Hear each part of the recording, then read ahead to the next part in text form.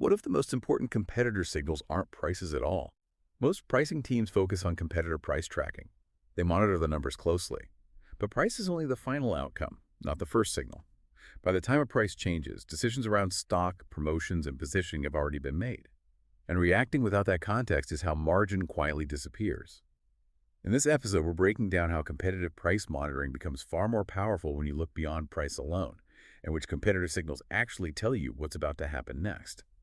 If you are working in pricing or e-commerce or commercial strategy, and that feeling of constantly, scrambling to match a competitor's move sounds familiar, this exploration is really for you. The goal here is to move toward calmer, more confident decision-making instead of perpetually reacting under pressure. And joining me today is a consultant from InsightTrack, someone who spends every single day helping retailers use pricing intelligence tools to navigate this really challenging market. It's great to be here. The current market is just all about volatility, isn't it?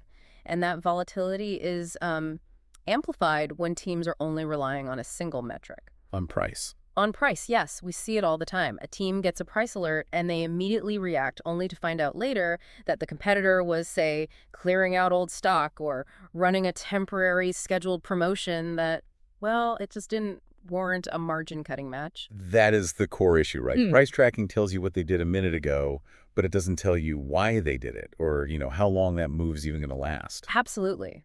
The shift we always talk about is moving from mere tracking to genuine competitive intelligence. If you only have the number, you're forced to react defensively. But if you understand the underlying intent, then you can respond strategically and often preserve your margin completely. Okay, let's take a closer look at this foundational idea then. Why is the price itself so often the last signal retailers should be looking at? It feels a bit counterintuitive because everyone measures success on the price on the shelf. Well, you have to think of a retailer's pricing team as the final step in a very long internal chain. Right. Before they actually hit the button to adjust a price, they've already had weeks of meetings. They've looked at inventory levels, they've confirmed supplier agreements. Decided on the promotional calendar. Exactly. And they've assessed category performance. The price change is simply the sort of external manifestation of all those complex internal decisions. By the time you see the new number, the critical strategy has already been executed. So if you're only tracking that end result, you are always playing catch-up. Yeah. You're trying to solve the problem after the competitor's already set all the terms. You are. And this lack of context is, I think, a silent margin killer. Imagine, say, a competitor drops the price of a popular television. If you match immediately, based only on that alert, you might give away 10% of your margin. But if you knew they were simply under intense pressure because they overordered, and that specific TV had been gathering dust in their warehouse for 6 weeks, You'd make a very different decision. you might decide to hold your price or maybe run a smaller, more targeted promotion. You wouldn't just panic match. That leads us straight into the first and, I suppose, most powerful early indicator, stock levels and availability. What specifically should we be looking for when we're monitoring a competitor's inventory? Stock movement is it's highly predictive. If we see a competitor with critically low stock on a fast-moving item, that tells us two things. Either their demand is fantastic or they are strategically limiting supply. And in both cases. In either case, they have confidence. They are far less likely to initiate a deep discount. They can afford to hold the line. Okay, so what about the reverse? When stock levels look stubbornly high? Right. Well, if you monitor a competitor's stock of an item and you see it's high and stable, or maybe even rising slightly, in a category that really should be moving quickly. That's a red flag. That is the clearest distress signal available. That retailer is experiencing slow sell-through, they are sitting on stagnant inventory, and a discounting cycle, maybe even a major clearance event, is all but guaranteed. And knowing that gives you time. It gives you a significant proactive window. You can prepare your marketing copy, secure your own stock, or adjust your pricing strategy before their inevitable move forces your hand. That shift from defensive pricing to proactive planning, just by adding stock data is, it's massive.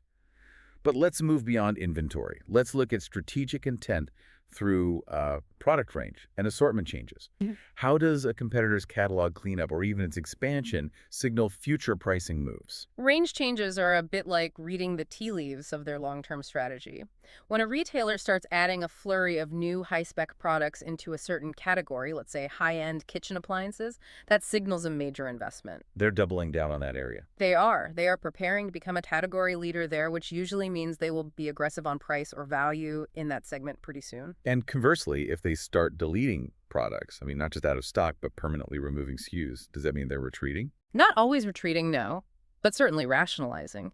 When they remove underperforming SKUs, especially at the entry-level price point, it often signals a strategic shift upwards towards better margin products. Ah. Or, and this is a crucial one, they are clearing the decks in anticipation of a massive promotional cycle that's focused solely on their remaining core items. So they're removing the distractions. Exactly. They get rid of the noise so their upcoming promotion hits harder on a more focused selection. So by tracking what they add, and maybe more tellingly what they get rid of, we get a high-level strategic warning. Absolutely. You can anticipate where the threat is emerging weeks before the price actually confirms it. Now, I want to focus on a signal that I think is often entirely overlooked: content and metadata updates. Yeah. For a commercial team, why on earth should they care if a competitor changes a product description? This is a golden early warning indicator, especially in e-commerce. It's a really good one. Before a major price adjustment or a promotional push, teams internally will make sure the product is presented perfectly. They might edit the product title to include key search terms, update the description to highlight a new feature, or improve the images. And why do they do that? They want maximum conversion once the traffic hits. So they're optimizing the landing page before they spend the money promoting it. Precisely. We had this example with a tech retailer. They noticed a competitor was systematically changing the metadata on their line of speakers, updating the descriptions to emphasize deep bass and long-lasting battery for a week straight. And then what happened? 4 days later, a massive, unannounced price drop hit. If our client had waited for the price drop, they would have been late. By monitoring the content changes, they knew exactly which competitor products to target proactively. That connection, that content optimization comes before the monetary investment. That is incredibly insightful. Let's connect that to the structure of the promotion itself. We've covered stock and strategic range. Now let's look at promotional rhythms and timing. Why is the when often more revealing than the how much? Because promotions are often habitual, they're predictable. Retailers don't run them in a vacuum. They operate on rhythms tied to seasonal cycles, public holidays, supplier targets, or, quarter-end targets. Right. If you track their activity over a year, you can spot these patterns. For instance, competitor X might always run a 20% off clearance event on the final weekend of the quarter. So even if this quarter they deepen the discount to 25%, the timing isn't a surprise. It's part of a predictable rhythm. And that allows you to segment your competitor responses. If you know a move is habitual and temporary, you may decide not to match it at all. Or maybe run a less aggressive counter-promotion focused on a different customer segment. You avoid burning margin on moves that are just part of their internal operating structure rather than an aggressive, market-driven attack. That predictability factor seems to be the key to turning panic into planning. And speaking of planning, how should we factor in related categories and bundles? Because, as you said, pricing rarely moves in isolation. This is where retailers who only focus on their top 20 SKUs really get caught out. Competitors frequently test the waters or build perceived value by adjusting activity in adjacent categories first. Okay, give me an example. Right. If you sell coffee machines and you notice a competitor suddenly starts heavily discounting their coffee pods, their water filters, their extended warranties, what does that tell you? They're trying to lock in the customer base, maybe at a lower cost, before they drop the price on the core machine itself. Spot on. They're leveraging the ancillary products to make the core product offer feel more competitive. Or they're using the peripherals to generate high traffic in anticipation of a core price move. Broad competitive intelligence ensures you're monitoring that periphery, not just the center. If you want pricing decisions to feel less reactive and more intentional, understanding competitor signals is a strong place to start. Teams using Insight Track don't just rely on competitive price tracking. They gain context around stock, promotions, and wider market signals, so pricing decisions are calmer, faster, and more controlled. You can explore how that works in practice at insighttrack.com. Okay, let's talk about that last mile of value, the stuff that happens beyond the monetary price. We know customers rarely look at price in isolation. How do changes in delivery and service affect our competitive stance, even if the price stays the same? Oh, they profoundly change the effective price, even if the list price doesn't move an inch. A change in, say, delivery costs, lead times, or service promises directly impacts the perceived value. So it's about the whole package. Absolutely. If a competitor holds their price but moves from a 4-day delivery window with a £10 charge to free next-day delivery, their offer has become dramatically more attractive, and that instantly puts pressure on your margin. And crucially, basic price monitoring software just won't flag that. You have to be actively tracking those non-monetary levers. You must.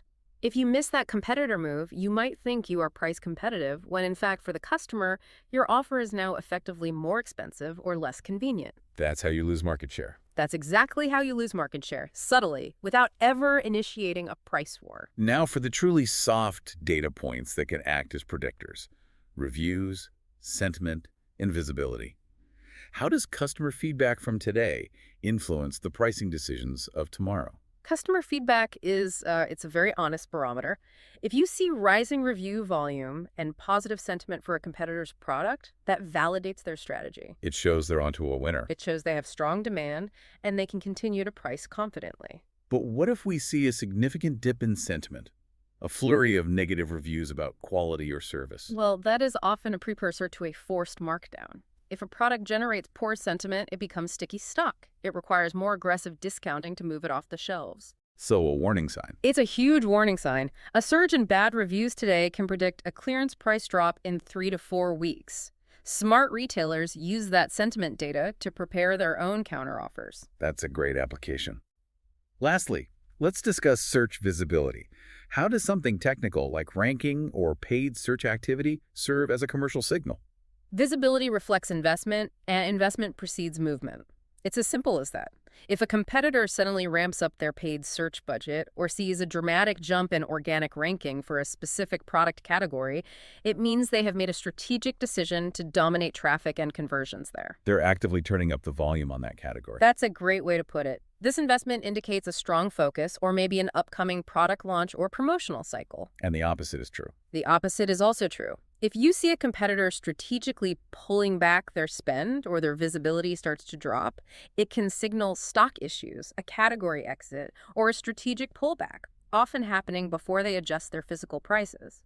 These signals offer critical lead time. So we've covered everything from, the internal distress signals via stock to the strategic roadmap via range and content, and finally, the customer-facing indicators of value and sentiment.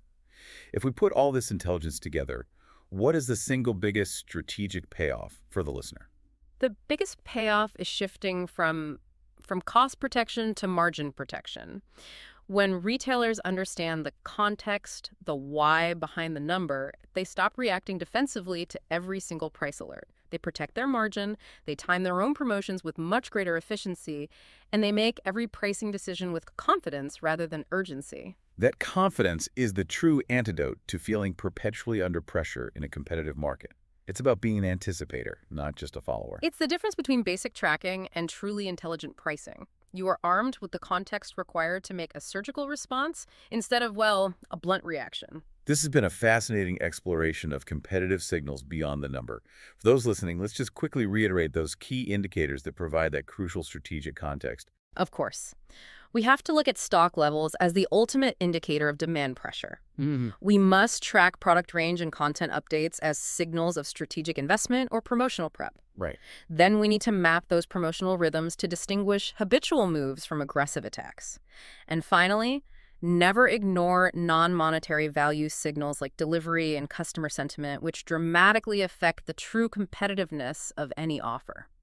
Understanding those competitor signals is the key to making proactive, controlled pricing moves, ensuring you respond only when necessary and protecting that all-important margin. If this sounds familiar, reacting late, questioning whether competitor moves really require action, this is where live discussion often makes the difference. A short conversation can often clarify where competitor price tracking, competitive price monitoring, and wider market signals could work harder for your business. You can book a quick call with InsightTrack or explore more insights at insighttrack.com. And if you found this episode useful, hit subscribe, share it with your colleagues, and join us next time.